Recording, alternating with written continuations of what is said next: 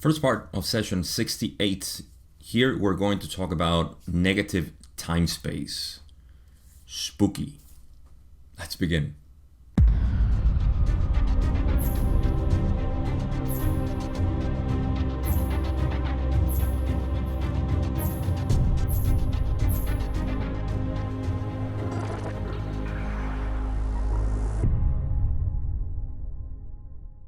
In session 67, we covered a lot what this psychic greeting is. That's the term they use in LNL research to call what Ra called psychic attack, which was the consistent annoyance of this negative entity in the Ra contact as they did their channeling and through the whole process of just being alive, just attacking them constantly. So now we're going to discuss what this negative time space is, because something occurred that it's going to put a lot of light into so many metaphysical concepts when we talk about death and evolution and the different densities of consciousness and so on. And so far we haven't discussed this time space, this negative time space. So we're going to get to that. Let's begin with the first question. I have no introduction here. There are some book commentaries. That's the only thing I would say.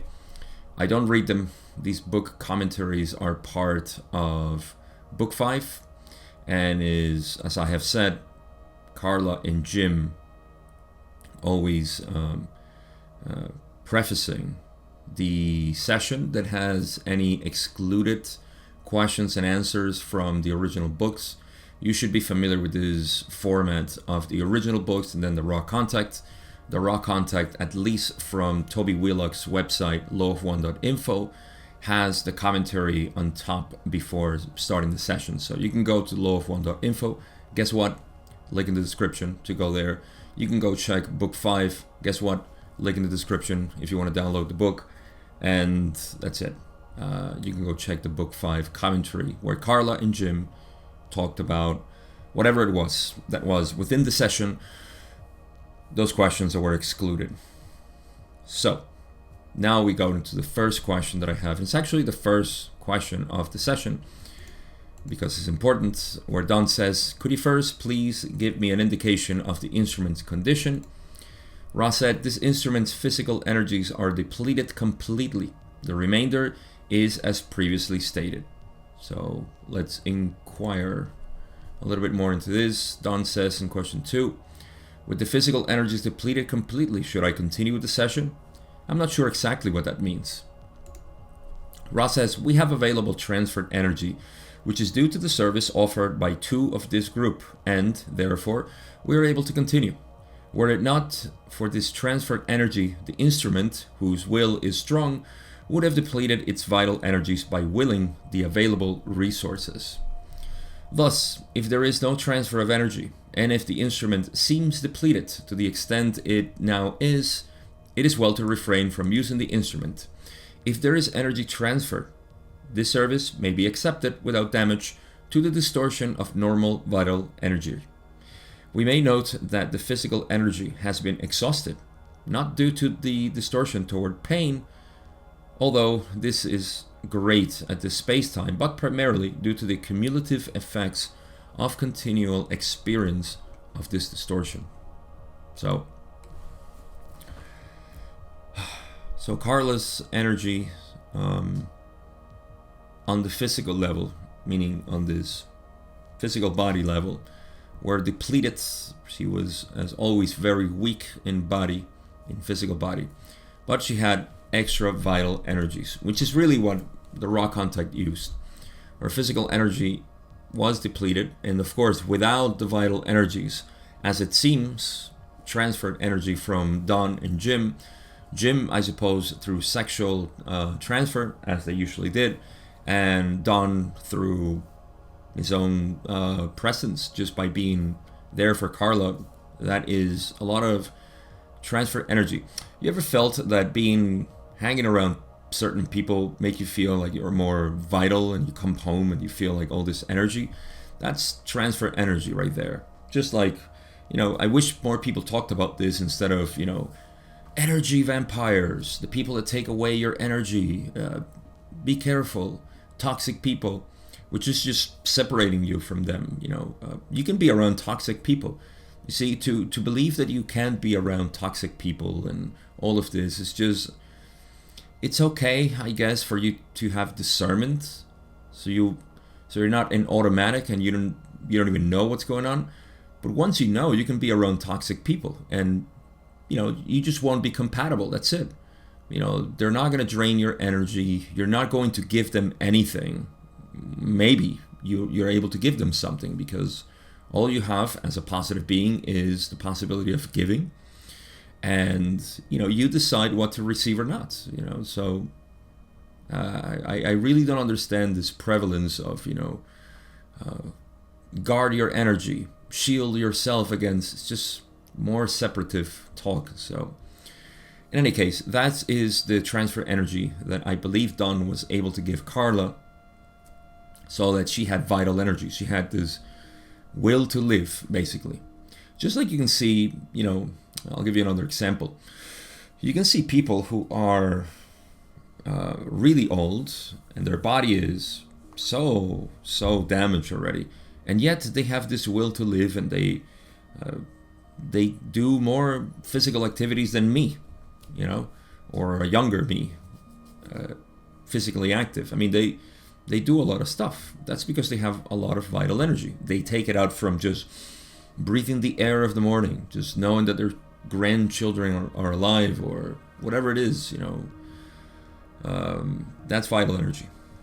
So yeah, Carla had transfer energies, which cumulatively helped her to have the raw contact. So I guess Ra just mentioned that as a warning of, hey, take care of your body, whatever that meant, for them and Carla, as I have spoken about before. So that is the situation now. Did Ra say anything here else? Yeah, if she didn't have this, then they wouldn't be able to. It's final by willing the available resources. Would have. I don't get it. Were it not for this transfer energy, the instrument, whose will is strong, would have depleted its vital energies by willing the available resources. So if not for the vital transfer energies, or the transfer of vital energies, she would have depleted the vital energies by willing the available resources. I guess she would have depleted herself even more than that. Okay. Well, let's go to question 3, where Don says, would you recommend a greater rest period between the end of this session and the next session? Would that help the instrument? Ross says, we might suggest, as always, that the supporter group watch the instrument with care and make the decision based upon observation. It is not within our capacity to specifically recommend a future decision. We would note that our previous recommendation of one working on alternate diurnal periods did not take into account the fragility of this instrument, and thus we would ask your forgiveness for this suggestion. At this nexus, our distortion is towards a flexible scheduling of workings, based upon, as we said, the support group's decisions concerning the instrument. We would again note that there is a fine line between the care of the instrument for continued use, which we find acceptable, and the proper understanding, if you will excuse this misnomer, of the entire group's need to work in service. So let me make a pause here. There's more to say from Ra, one last paragraph. But we see Ra, the teacher here. Don, as always, is asking on the edge of what Ra can respond, and that's why Ra uses words like we suggest, we think, we might be of more help if we simply suggest. It's because they're getting close to the law of Confucian, or simply telling people what to do, which is nothing a positive entity would like to do. That's not positive at all. You see, you have to respect people's free will to decide what they want to do, because otherwise you're telling the creator what to do. And so you don't do that. So they suggest, of course, to watch the instrument with care and make the decision based upon that observation. See, they're just saying like, we can't tell you what to do, but yeah, you can watch and make your decision based on what you see. That's basically what they're saying. It's not within our capacity to specifically recommend a future decision. That's already implicit. We would note that our previous recommendations, now you also see the teacher-student here, Ra, when they say that, sorry that we recommended that you do it, alternate diurnal periods because we didn't take into account the fragility of the instrument. This is Ra also saying, sorry for the pyramids. We thought it would be helpful. And sorry for the other experiments that we did, which are simply of the nature of, for example, I was rereading, I think it was session 8, where Charlie Hickson was taken aboard a craft, and then there was another one. I'm not sure if it was Charlie Hickson now, because I think Charlie Hickson was approached by some serious entities, not Sirius, but from Sirius, the star Sirius. Silly things that my mind connects. Nothing serious. It's all a joke. It's all a game, not a joke, a game. Anyhow, I know there was one experiment where the Confederation tried to bring people aboard a thought form. That's something that I would like to talk about now, but I will deviate from everything as if I'm not deviating already from the raw material. But in any case, there was an experiment that the Confederation did, taking people aboard a thought form craft. It wasn't a physical craft that came here and the physical body went in. It's all very subtle, if you see. So yeah, there was this experiment to see if they could, react in a certain way. And even there, the Confederation said, like, can't do this. So the best way for us is to communicate telepathically. And that's what they did and continue to do with us telepathically. Us who are, of course, asking for positive polarization. And of course, those who are involved in the Confederation philosophy, we speak their language, and their language here on Earth. Everybody speaks their language by being a positive being, but if you speak their language here on Earth, this scientific jargon, this metaphysical scientific jargon that they have given us, densities and spiraling light and love light and mind, body, spirit complex, all of this, then yes, we are still in contact with them. And they telepathically aid us in our path through Catalyst. Anyhow, rant ended. We would ask the forgiveness for this suggestion. You are forgiven, Ra. You are an amazing teacher. We thank you wholeheartedly. I wouldn't be here if it wasn't for them. See? Okay, so Ra says, at this nexus, our distortion is towards a flexible scheduling of workings based upon, as we said, the support group's decision concerning the instrument. Yeah, now they're just saying, be flexible depending on your decision. So we work with whatever you think it's appropriate. We would again note that there is a fine line between the care of the instrument for continued use, which we find acceptable, and the proper understanding, if you will, excuse this misnomer, because understanding is not of this density, of the entire group's need to work in service. I mean, this is just saying again and again, we're happy to work with you as long as you believe it's okay to work with you, but don't take our suggestions to heart. It's basically what they're saying. You be the judge, please. We're here to serve. Anyhow, last paragraph of this answer, Ra says, thus, if the instrument's condition is truly marginal, by all means, let more rest occur between workings. However, if there is desire for the working and the instrument is at all able, in your careful opinion, once again, It is, shall we say, a well-done action for this group to work. We cannot be more precise, for this content is a function of your free will. So you see how they're dancing around this. They're saying this content is a function of your free will. So if you think you're ready to work, oh, we're there. But if you're not, then you're not. You know, they're going. This is the equivalent of Ra repeating themselves when you have no other words to describe what you have to say, and you keep using different words to say the same thing. That's the equivalent. So, yeah, let her rest as long as you think it's possible. Because you see, the thing is here that they need to find their own, and they did. You know, they could have said, like, you know what, let's channel Ra once a year. They could have done that. They could have said, screw this, let's go twice a day, like they did at the beginning. And Ra would never say, hey, you contact me, I'm out, I don't want to serve you. Because they don't even have the idea that you have to be something, which is something that is going to come into relevance as the questions go by. Especially the next question, which is full of meaning for the metaphysical student.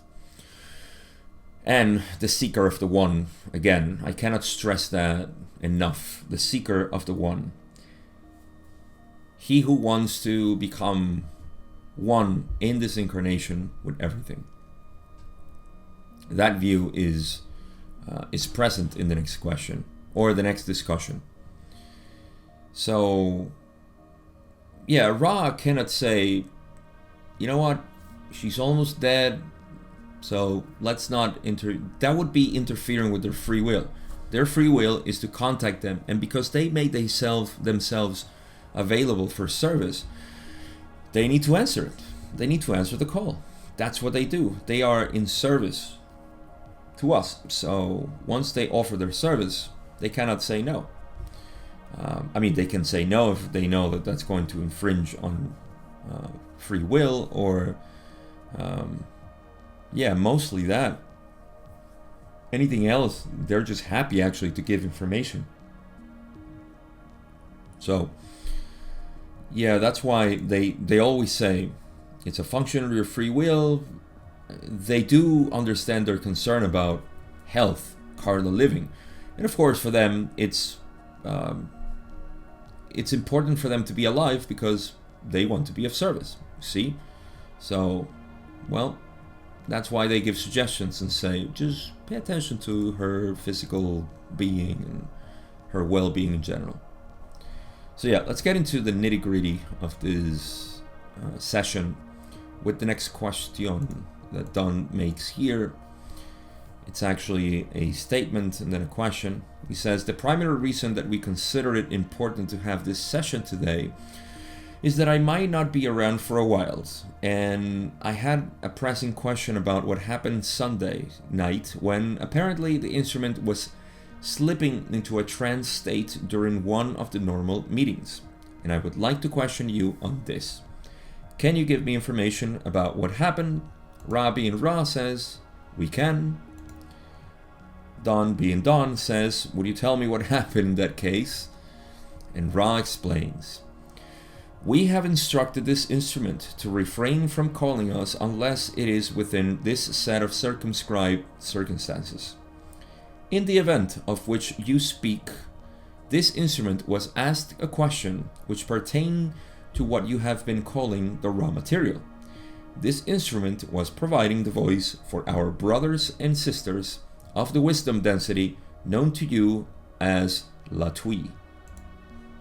Some people pronounce Latui. I pronounce Latui. I don't know, it sounds French to me. Sounds exquisite. Sounds beautiful. I don't know, Latui. Anyhow, why am I making a pause? Let me give you some context here. So, what is LNL research? Back in 1954, I'm kidding. The short story is that LNL research was and is still a center for researching this channeling contacts, which was very prevalent in the 50s and 60s. Now, how do they do this? Well, it's a long story, but the short version of that is that Don Elkins decided to develop this investigation onto people who said we can channel. Then there is the Brown Book, which is the source of all these channelings and how they performed it, and it's a whole story, but the point is that they performed channeling in a conscious state. This conscious state was simply what they continue to do actually in LNL research. Jim, Austin, Trish, Gary, and others, mostly them, is that they're conscious. They enter in this state of meditation and they speak the words that come to their mind, and those are the words of the Confederation. Far from me to give a whole speech and description of what is happening and the rest. My point is to point out that this channeling is done in a conscious state. In this conscious state, you are aware of the thoughts, the words that you're speaking, but you don't consider the words yours. And I don't have experience as a channeler. I've never really been interested in channeling. Maybe in the future. Right now, I simply don't find it interesting. So I'm not sure, how this feels. I guess, you are in a state of you're present, of course, but you know that the words that are being told to you are not yours. Even the language changes. So, okay, the point of my whole description here is that they have been doing this for years. And then suddenly in 1981, January 15, if I remember the date correctly, they somehow channeled Ra. And that's what started the Ra contact. Now, I'm not sure if this was in a trance state.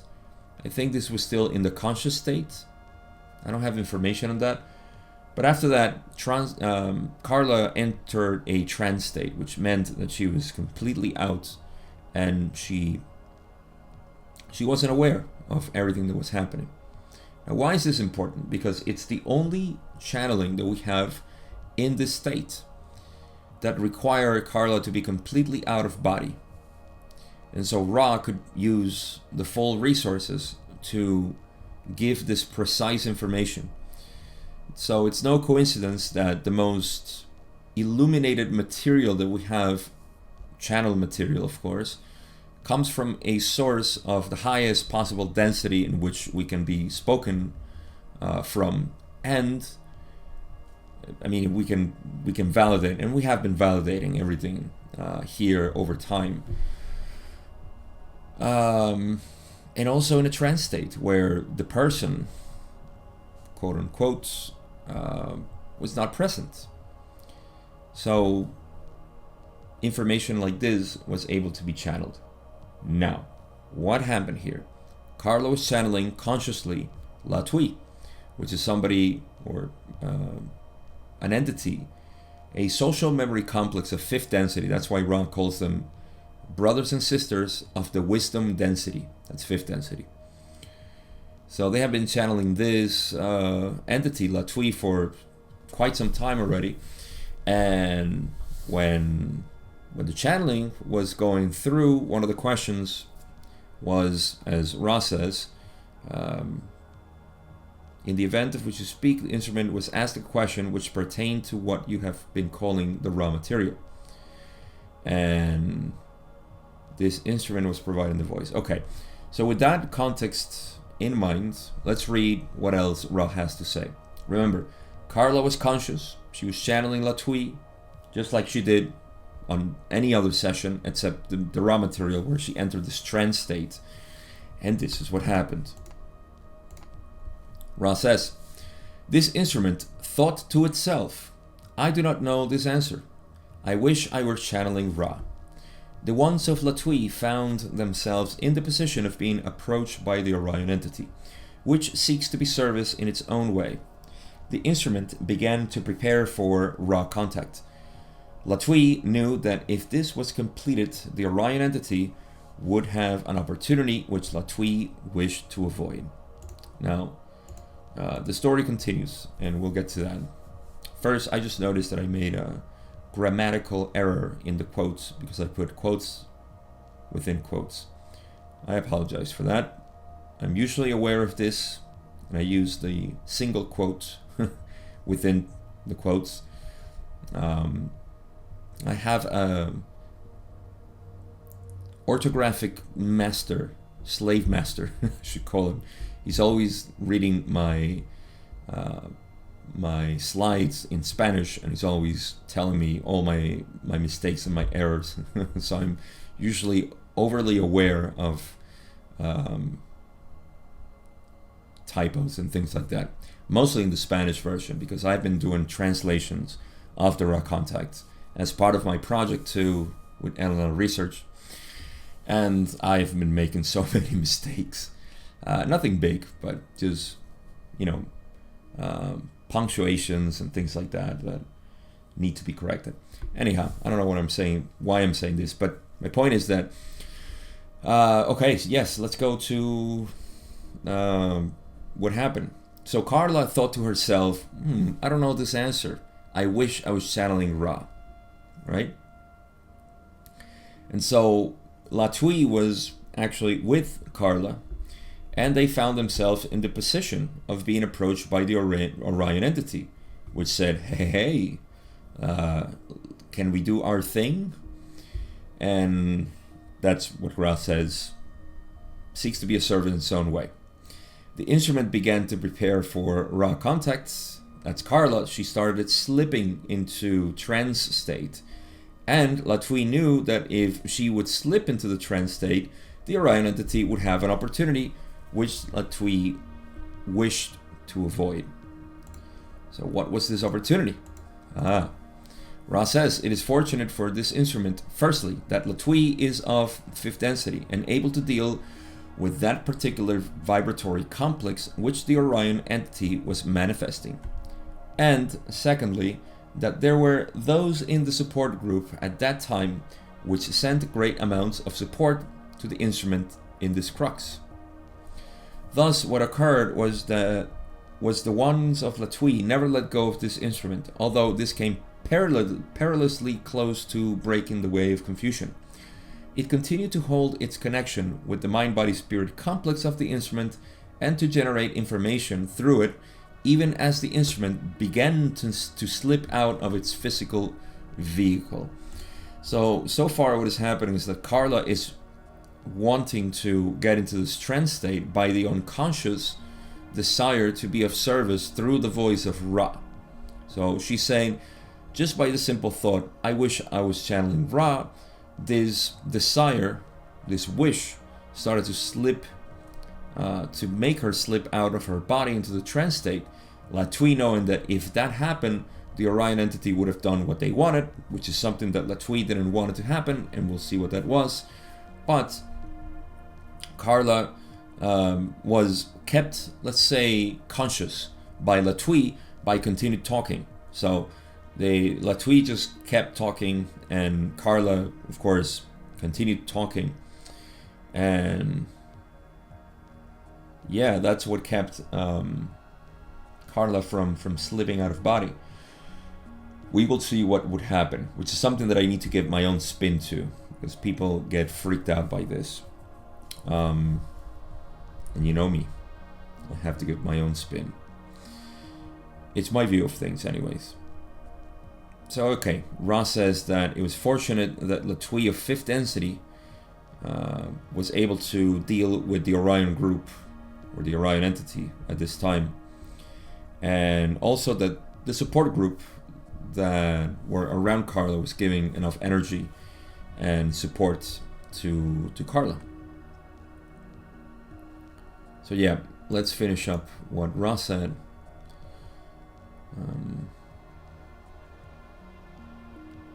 It continued to hold its connection with the mind body. Okay, so I covered that. The last part, what they say is, The act of continued communication caused the entity to be unable to grasp the instrument's mind-body-spirit complex, and after but a small measure of your space-time, Latwii recovered the now completely amalgamated instrument and gave it continued communication to steady it during the transition back into integration.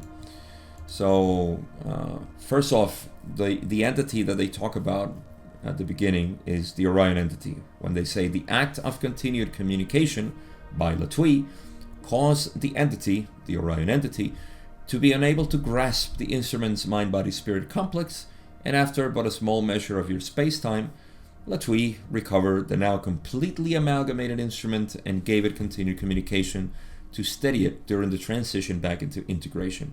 All of this is basically describing the process in which Latwii, now that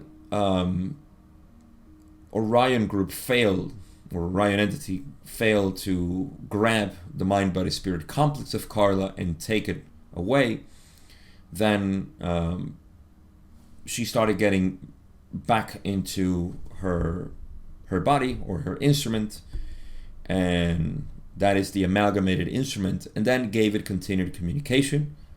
Latwii continued to talk to Carla to steady it during the transition back into integration. I suppose that is the integration of returning from the desire of wishing to contact with Ra to answer the question and slipping into trance. So let's see what the Orion entity wanted here, because this is just the story of what was happening. But in question 6, Don says, could you tell me what the plan of the fifth density negatively oriented entity was, and how it would have accomplished it, and what the results would have been if it had worked? Ra says the plan, which is ongoing, was to take the mind-body-spirit complex while it was separated from its yellow body physical complex shell, to then place this mind-body-spirit complex within the negative portions of your time-space. The shell would then become that of the unknowing, unconscious entity, and could be, shall we say, worked upon to cause malfunction, which would end in coma and then in what you call the death of the body. So, important point here, if they would have grabbed, I'm going to say, you see, I have a problem here, so I hope you can navigate with me this. I say Carla, instrument, mind, body, spirit, complex, an entity. All four things pointing out to the same thing. So, how do I use these words? Okay. Let's call the entity everything that is Carla, mind, body, spirit, complex, an instrument. Yeah. Let's call the instrument simply the function of all of this. The mind, body, spirit, complex, that which is in evolution. And what do I have left? Carla. Well, Carla is just Carla. It's our perception of all of this as a human. But, okay, so the Orion group wanted to take the mind, body, spirit complex, right? That's the only thing that really exists.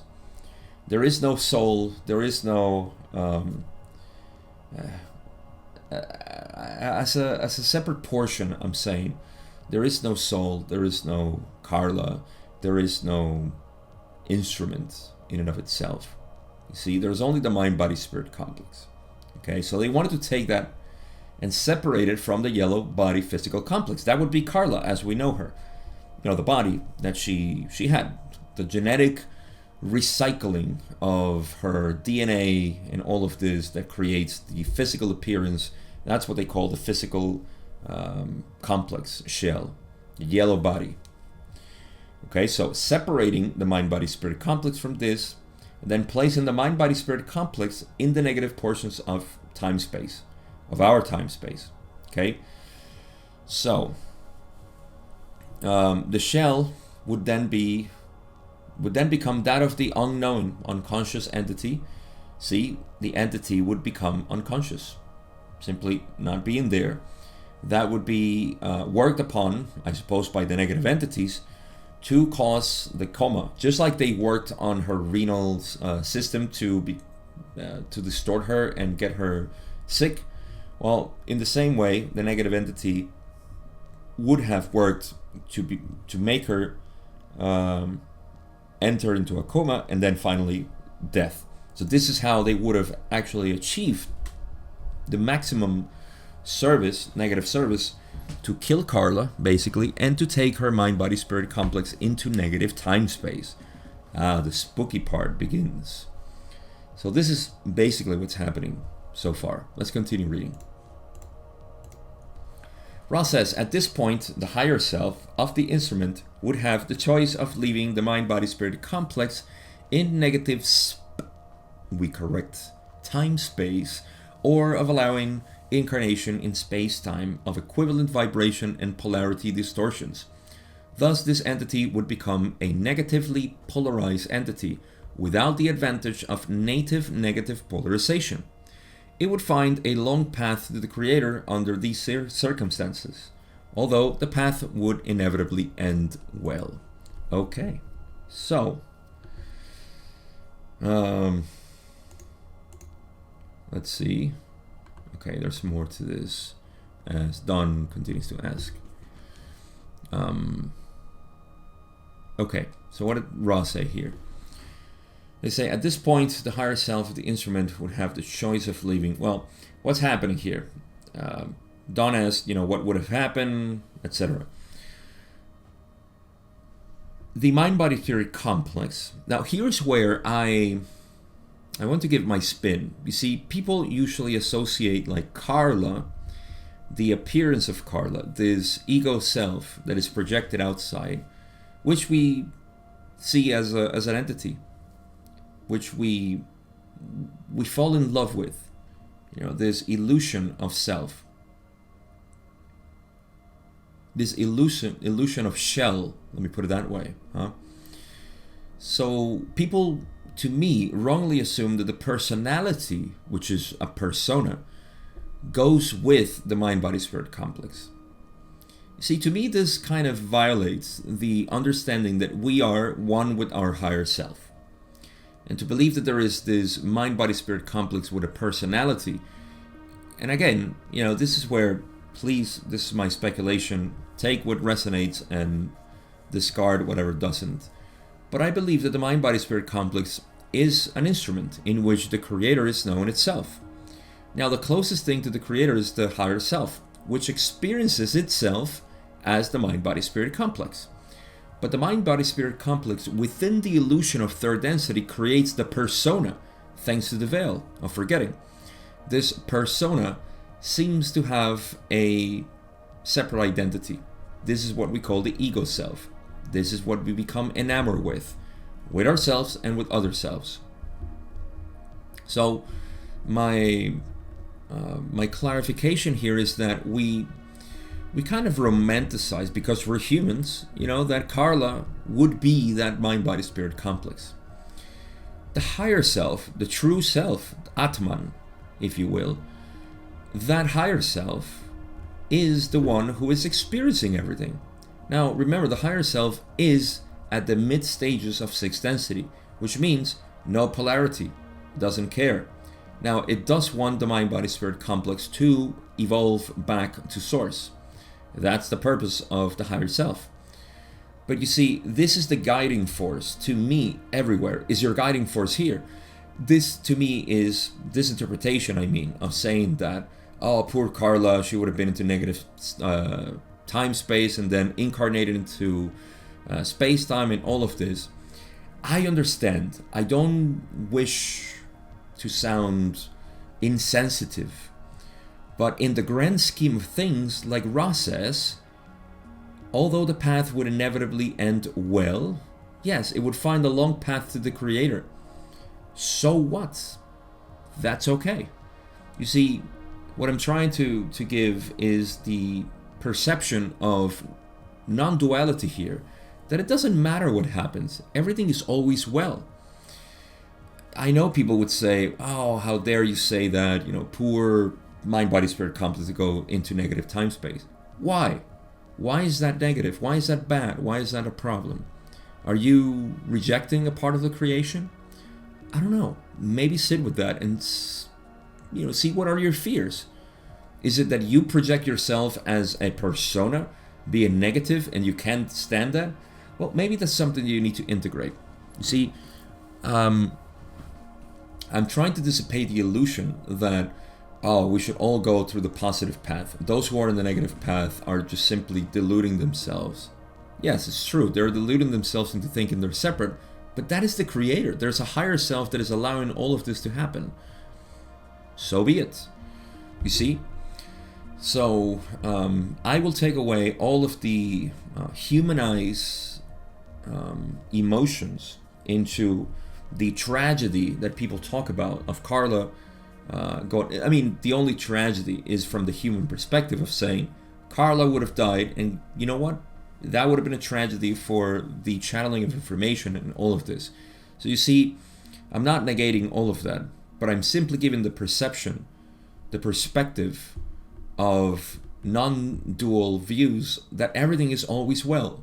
Do not fear. This is why neither Ra, and I would dare say that not even Carla fear this. She continued fearlessly and fiercely to the contact.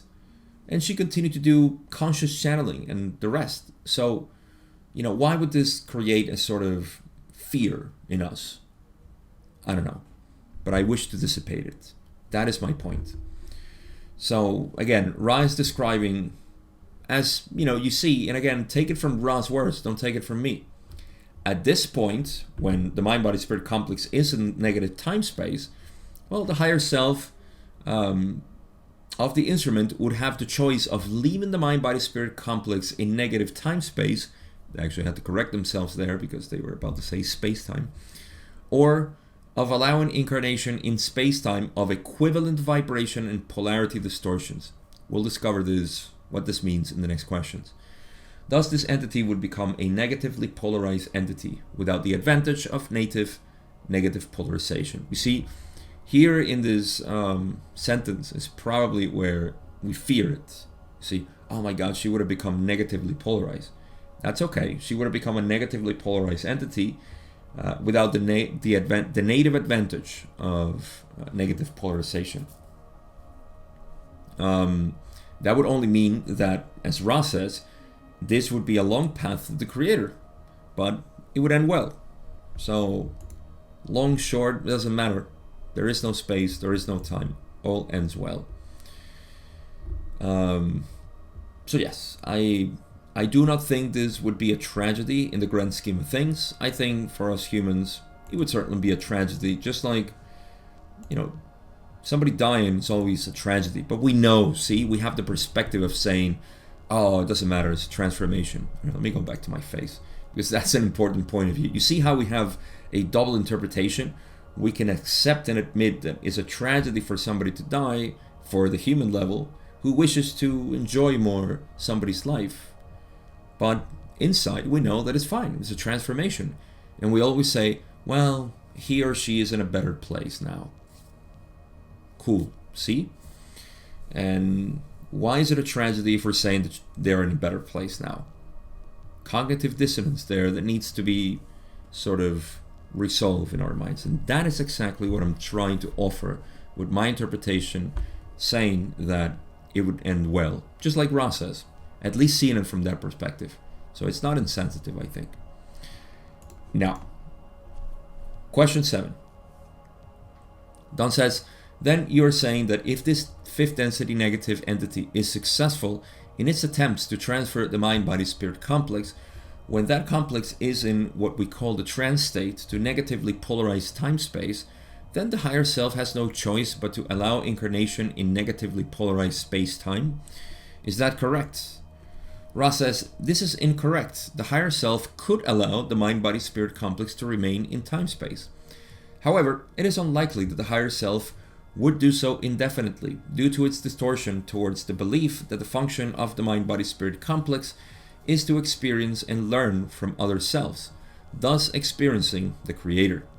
A highly polarized positive mind-body-spirit complex surrounded by negative portions of time-space, that red asterisk there is because there was a mistake that was corrected later. So I'll reread this. a highly polarized positive mind-body-spirit complex surrounded by negative portions of time-space will experience only darkness. For, like the magnet, there is no, shall we say, lightness. Thus, a barrier is automatically formed. It's interesting. This answer is it's really interesting. So Don is saying, it's inevitable, right? He called it fifth density. It's attempt to transfer. The higher self has no choice. That is what Ra says is incorrect. It's not that it doesn't have any choice. It's just that it's the hey, you want the mind body spirit complex to return to source, right? So I would say that it has no choice. I mean, it has the choice of leaving. I think Ra is being Ra here by saying, because this was happening, okay? The higher self realizes that once the mind body spirit complex, which is positive, polarized, is taken out of by free will. Very important to say that she would not have been kidnapped per se. She would have been seduced into the dark side. How about that? She would have been seduced into the dark side and taken away by her own free will by saying, "Yeah, come, let's check this. This is good stuff here." And you go by your own naivety and free will, and suddenly you're surrounded by negative time space. Now, here's where the choice of the higher self, which again is the only entity that really exists, and the higher self is just a repository of the totality of the mind, body, spirit beingness, if that makes sense to you, which is 7 density, unity with all that there is. So again, even the higher self can be considered an entity as a repository, just like you. And this is a great analogy for this this seemingly separate Jivatman, which is the self incarnated here, higher self, and the totality beingness, which is unity with everything. You are not your thoughts. However, your thoughts describe you. You see? So we are not the body, yet our body describes us. Well, that's simple to understand, right? You're not your thoughts, but they describe you. You're not your body, but your body describes you. Period. And that's the higher self. The higher self is not the true self. It's actually more than that. But it's the repository that describes the self. I mean, into higher densities of understanding. This is just the view of unity, or the beginnings of view of unity. So the higher self doesn't describe you. It's not you, but it does describe you. You see, and that description is the path to totality. That's why everything ends inevitably in unity. So when you see it this way, then you cannot ascribe an identity to the mind body spirit complex. It's an instrument for the creator to experience itself. Higher self, a repository of memories, understandings, plans, positive, not positive, but all possible connections to the one. That is what the higher self is. And then the totality beingness is just the one that is, like I have described, in the event horizon between unity and creation.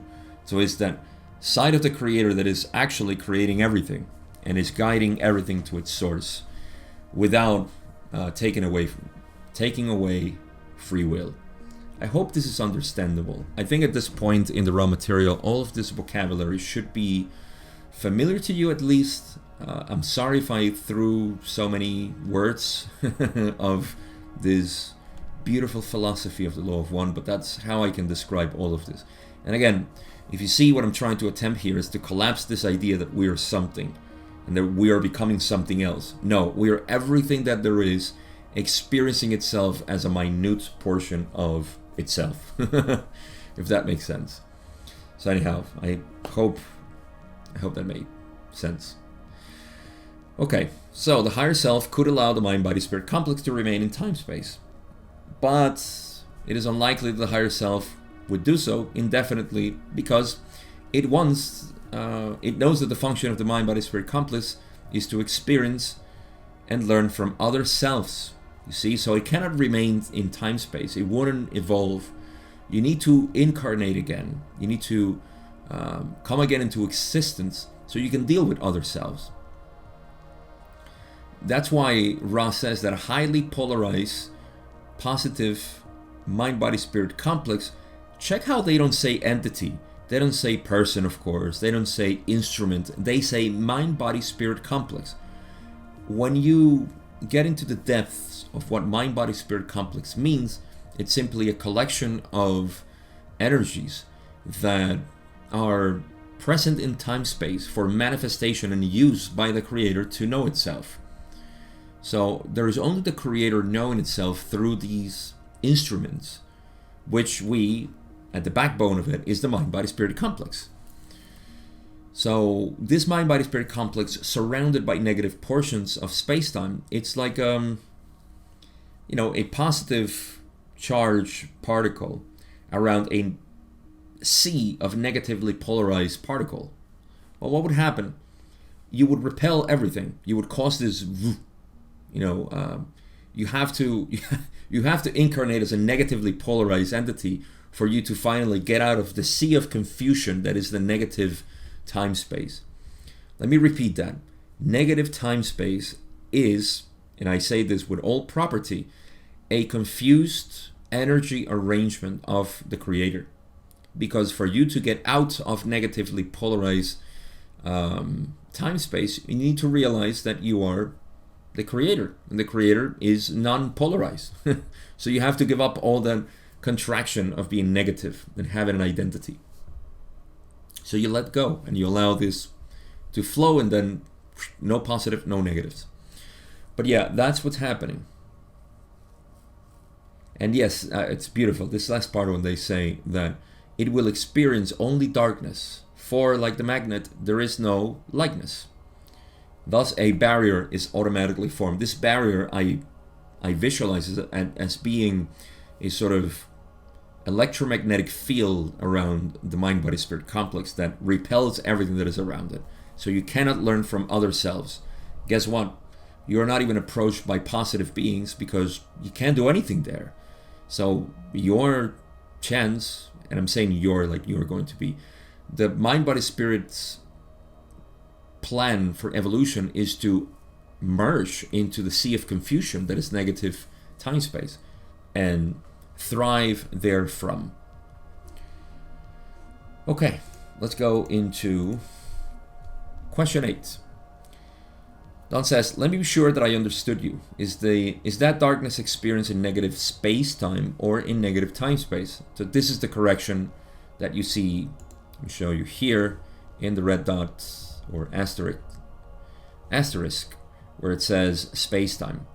Because, yeah, you're not surrounded by space-time, but by time-space.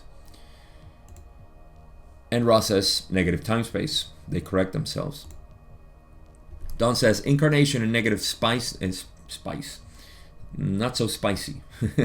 Incarnation in negative space-time. Then, in a condition like that, would result in incarnation into which density level for, let us take as an example, the instrument.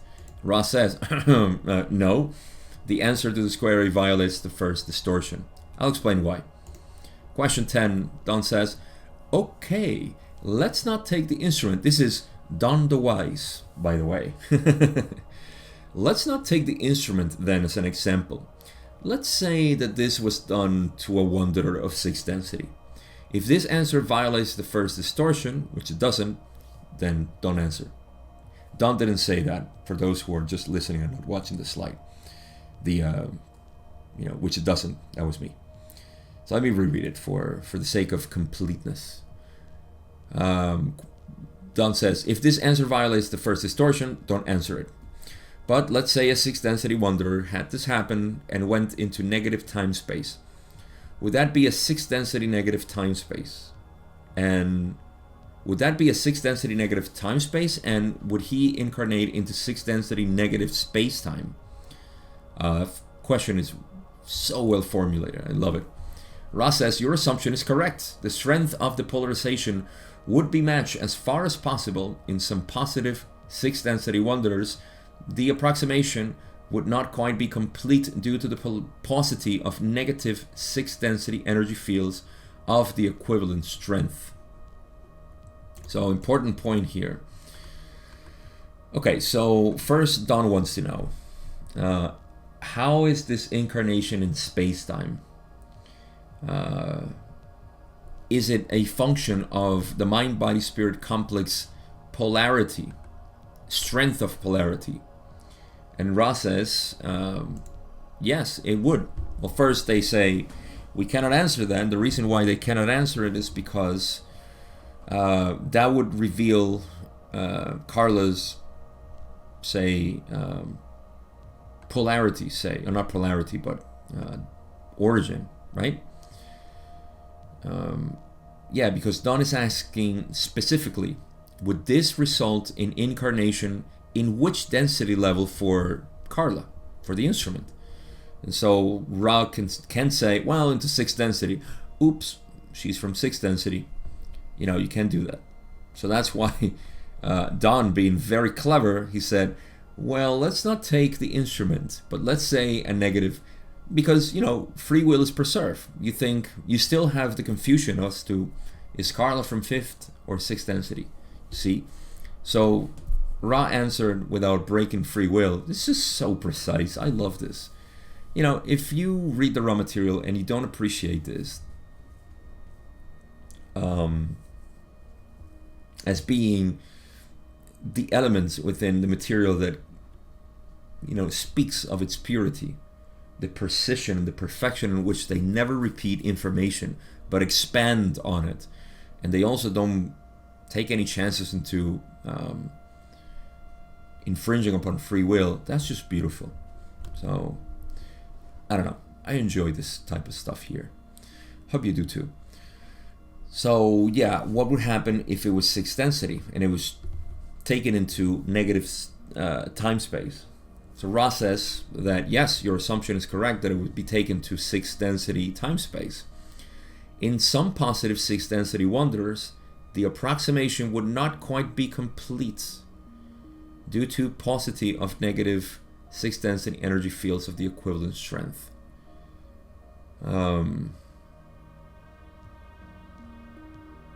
I don't know if this is, I don't think this is answered. I do have a question that I don't know if I have an answer for. Yeah, I don't think so. So this is the part that is interesting. If you want to ponder on this, maybe I'll figure it out as I speak about it. Ra says that, okay, so let's take the visualization.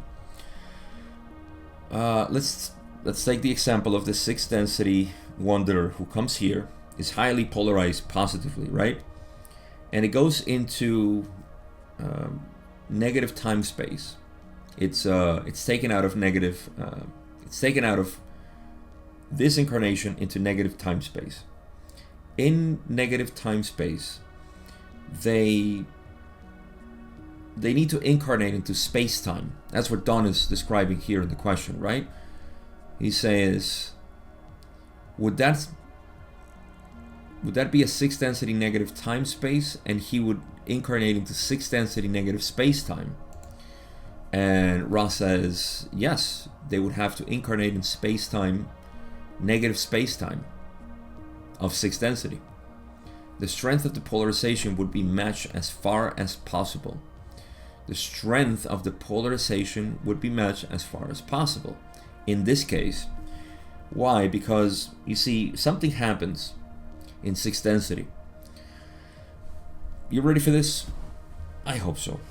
This is another speculation of mine, so again, take it with a grain of salt.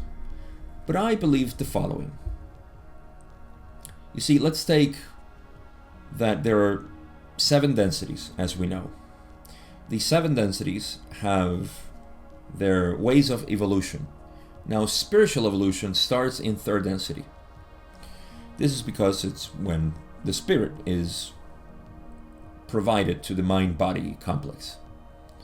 So at this point, third density allows the spirit to evolve. Within the third density, we have 7 subdensities, which we call chakras or energy centers. You see, it's curious that we have to open the heart at some point or close it completely to go into fourth density. Okay? You should know all of this. So this is not something that is new to you. So you open the heart. Let's take the positive path. You open the heart and you say, I am one with everything. This is illumination, so-called enlightenment. And, you just open your heart, and you don't need anything else. You just need to open your heart. You don't need to develop, you can if you want, but you don't need to develop 5th, 6th chakra, energy centers, and so on. They're helpful, and they're part of the whole spiritual triad of green, blue, indigo, but it's not necessary. Just opening your heart allows this to flow up there, and you don't have to work so much on that. Let's put it that way. Okay, so as you do this, you go into fourth density. Fourth density, guess what? You have 7 densities again, or 7 subdensities.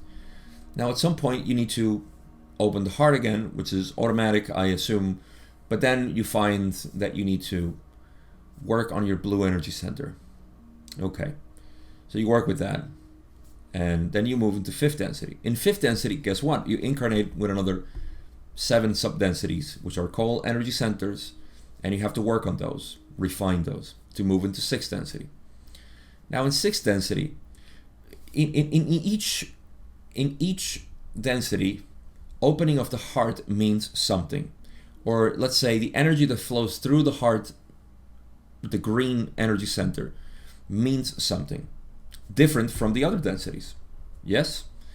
So the beaming of this light is different. The understanding of this light is different. Now let's take what Ra has said about 6th density evolution. 6th density evolution allows for you to, once again, have 7 energy centers. These 7 energy centers allow for the negative entity graduated from 5th to 6th density to be in negative time-space and incarnate in negative space-time. However, you see, the key point of 6th density is that as you move through your own energy centers, because you have a new body now, 6th density, as a negative entity, you have a new body in 6th density. And you say, well, this is awesome. I finally graduated into this new level of 6th density negative. What would I do to enhance my power over others? You clearly go through the 3 energy centers, lower energy centers, and then you get to the heart. You see, for you to advance to 7th density, you have to finally see the heart for what 6th density provides. What is this heart? Unity of all that there is. You cannot keep advancing without not realizing this. And this is why Ra, to me, they say, well, at this point, the negative entity has no choice but to merge with everything that there is, because the heart now is saying there's no polarity. There's nothing else you can do within polarities. And so the negative entity says, well, okay, for me to keep advancing, it's not that the negative entity becomes positive, it's that it loses all its polarity, just like the positive ones lose all polarity. So you have to work from within certain range before becoming one with everything. Why am I mentioning this? Because that's all implicit here. If you read, when Ra says, your assumption is correct that the entity would need to incarnate into space-time negative 6th density. The strength of the polarization would be matched as far as possible. Matched by what? By space-time. Because the strength, and this is why they say, in some positive 6th density wanderers, this to me means that some 6th density wanderers have already opened their hearts and everything. They have developed their energy centers so much that the approximation would not quite be complete due to the paucity of negative 6th density energy fields of the equivalent strength, meaning that 6th density negative energy fields are very positive, means lack, few, scarcity.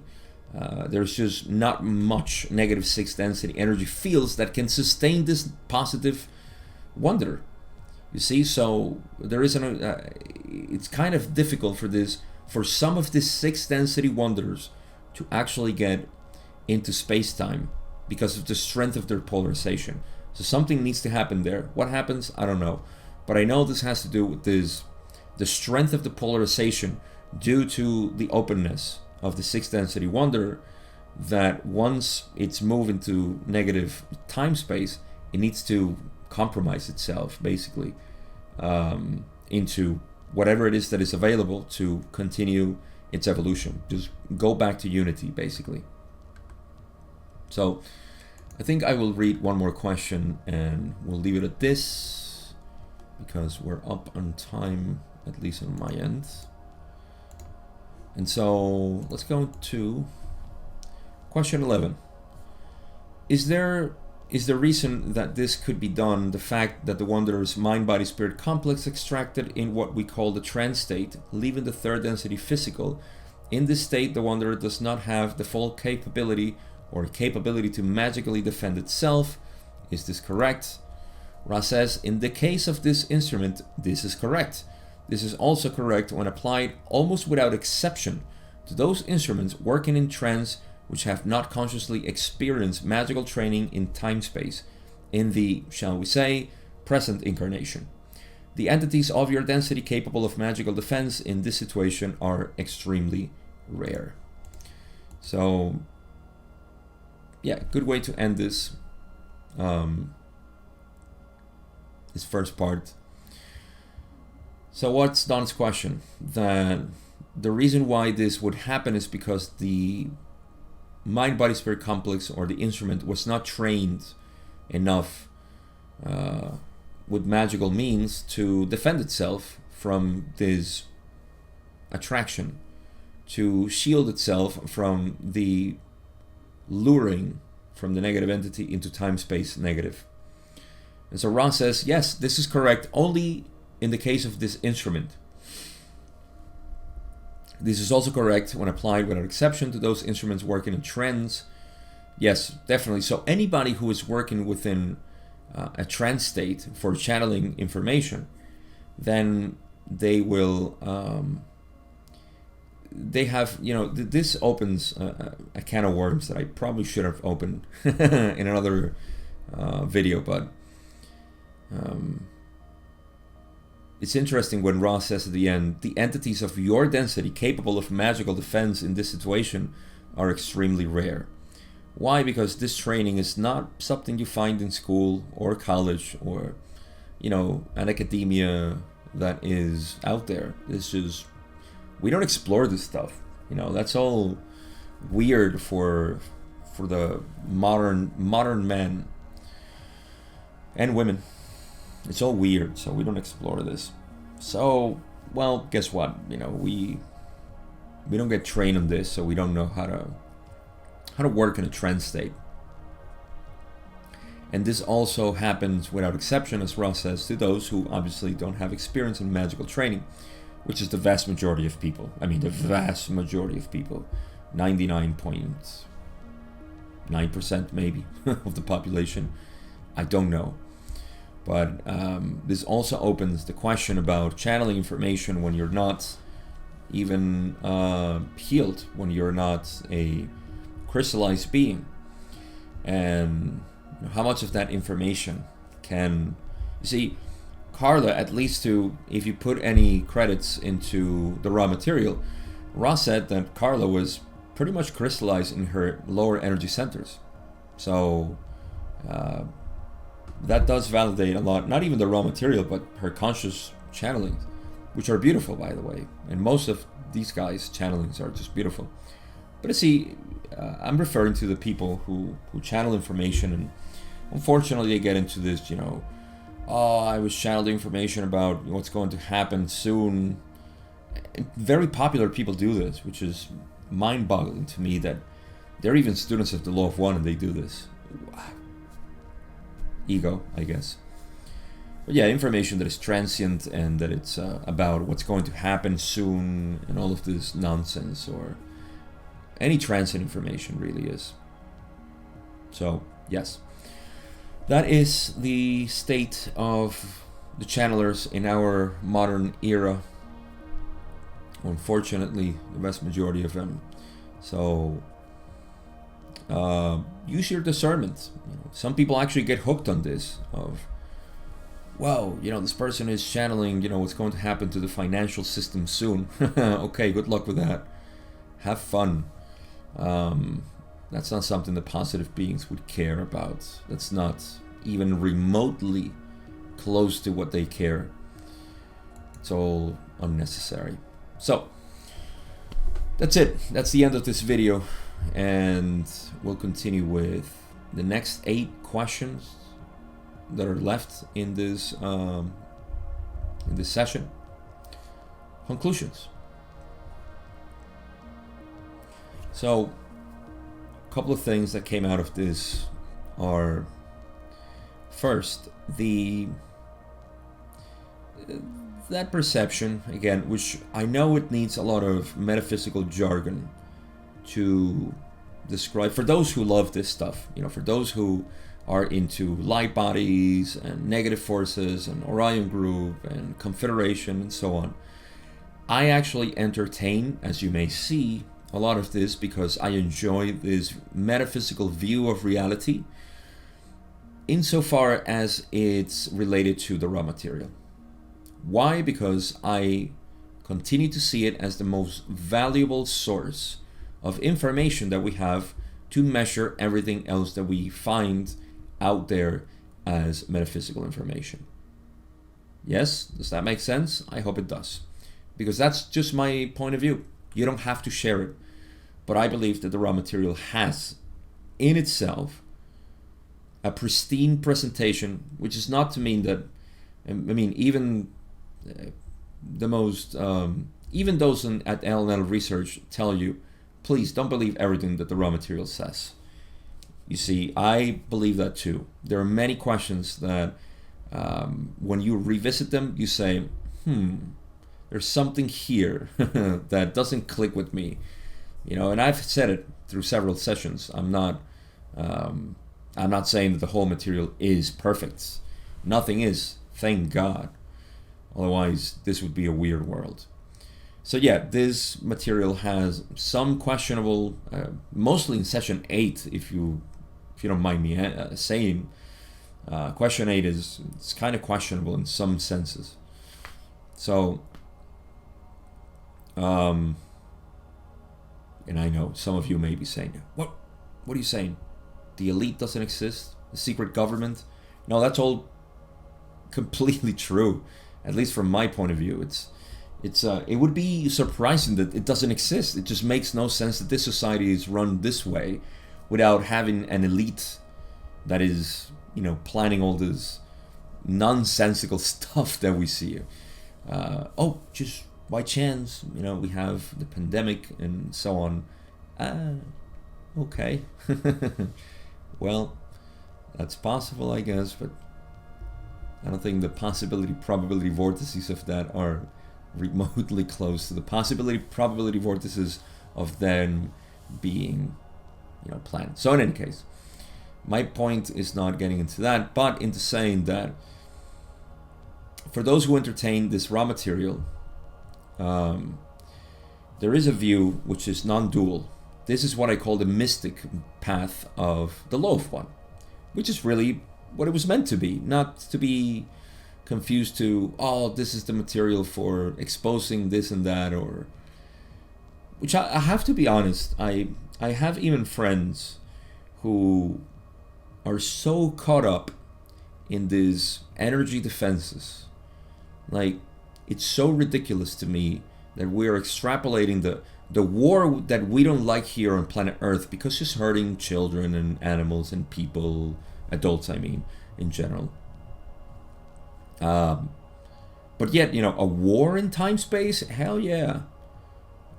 Sign me up, because I am not this body. I am this light body who has a flaming sword, and it's going to kill these negative entities. Get rid of them. pestering entities. You know, it sounds ridiculous to me because you are given all the information here. If you entertain this type of material, I repeat, you get all the information here to know that you are the creator, meaning that you are everything that is happening. So why would you even care about conflict in other densities and so on? There's so much to talk about this, but I see in people that I know this perfect panic that exists in guard your energy. The astral projections that I did show me this and show me that, visions of the future, visions of this, and it's just it's entertaining, I guess. It's fun, but it doesn't speak to the mystical aspect of reality, and that's what I'm interested in, believe it or not. This is why I say, if you believe into any of this raw material, otherwise why would you be here? But you don't have to. All you have to do is check within your own experience, and that experience tells you who you are. That is the non-dual path, which is what I follow. And I take the opportunity to say, I have been doing this raw material. I'll put this part of the conclusion. And you who are my loving followers, because for you to be with me after this many sessions, you have to love this. So thank you for loving it. But yeah, I have been doing this for a couple of years. I'll continue to do it until the end, of course, and continue to feed this channel as much as possible. But I have to say that I'm at the point where I need to continue to give this teaching that I have, and given the lack of popularity of my channel at the present moment, the best ways I've found is to create courses. I created a course on the direct path. Some of you may be familiar, some of you are already taking it, and I appreciate that, because one, you believe in me, two, it helps me financially. That's the point where I'm at right now. I need to continue to do this, and I wish to continue to do it, unless the universe tells me stop because you have no money and you have to go and do something else. Then I'll do it. But if you support me, at least take a consideration into the links in the description. Also, because I'm trying to get away from the just simply donations, and I can work with you. I have a link in the description if you want to work with me one-on-one. I've been doing this with my Spanish audience too, which is bigger, but not, nothing huge.